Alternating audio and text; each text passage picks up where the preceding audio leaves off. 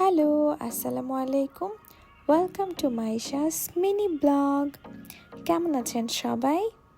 আজকে আপনাদের সবাইকে রাতের প্যারিস শহর একটু করে ঘুরে দেখাবো।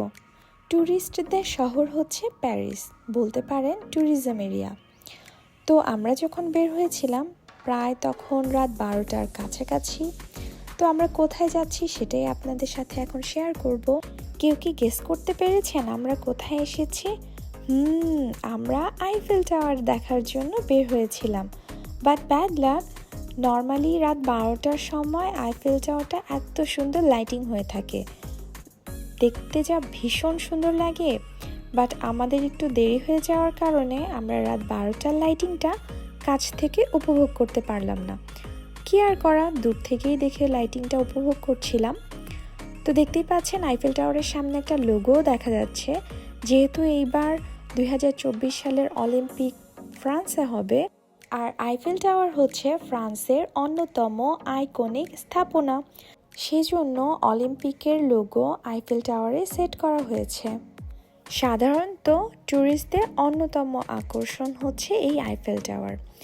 রাতের প্যারিস শহরেও আইফেল টাওয়ারের আশেপাশে দেখতেই পাচ্ছেন অনেক মানুষ।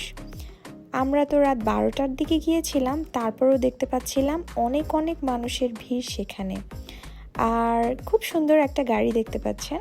ট্যুরিস্টরা এই ধরনের গাড়িতে করে আশেপাশে ঘুরে দেখে প্যারিস শহরের, আইফেল টাওয়ারের, লুভর মিউজিয়ামের সহ আরও অনেক কিছু আছে প্যারিস শহরে দেখার মতো। তো বলতে না বলতেই আমরা আইফেল টাওয়ারের কাছে চলে এসেছি। এখন আমরা গাড়িটা পার্ক করেই নেমে যাব আইফেল টাওয়ারের কাছে। আমাদের দেশের মতো এখানে হকাররা অনেক সুন্দর সুন্দর জিনিস আইফেল টাওয়ারের পাশ থেকে বিক্রি করে থাকে। এই যে দেখতে পাচ্ছেন ছোট ছোট শোপিসগুলো, এগুলো হকাররা বিক্রি করার জন্য নিয়ে বসে আছে। যারা ট্যুরিস্ট আসে তারা এদের কাছ থেকে এই শোপিসগুলো কিনে থাকে। আপনাদের সাথে আরেকটা মজার কথা শেয়ার করি। আজকে আমার মেয়ে ফার্স্ট আইফেল টাওয়ার ভিজিট করতে গিয়েছে, তার ফার্স্ট আইফেল টাওয়ার দেখা। আমার ছেলে এর আগে আরও অনেকবার গিয়েছে, তো আজকে আমরা আমাদের মেয়েকেও নিয়ে গিয়েছিলাম, তাও রাত 12টা বাজে। যদিও কোনো বিশেষ উপলক্ষ ছিল না, এমনিতেই আমরা বের হয়েছিলাম, তো ভাবলাম ওকে নিয়ে আইফেল টাওয়ারেই যাই। তো কোথায় আমার মেয়ে? এই তো সে চলে এসেছে। সে ঘুমোচ্ছিল, বাট তার ঘুম ভেঙে গেছে যখন আইফেল টাওয়ারের লাইটিংয়ের কাছে গিয়েছে। সেও আইফেল টাওয়ারের লাইটিংটা উপভোগ করছিল। আইফেল টাওয়ারের উপর ওঠার প্রাইজিং লিস্টটাও আমি আপনাদের সাথে শেয়ার করে নিলাম, যাদের যাদের দরকার হতে পারে তারা এখান থেকে দেখে নিতে পারেন।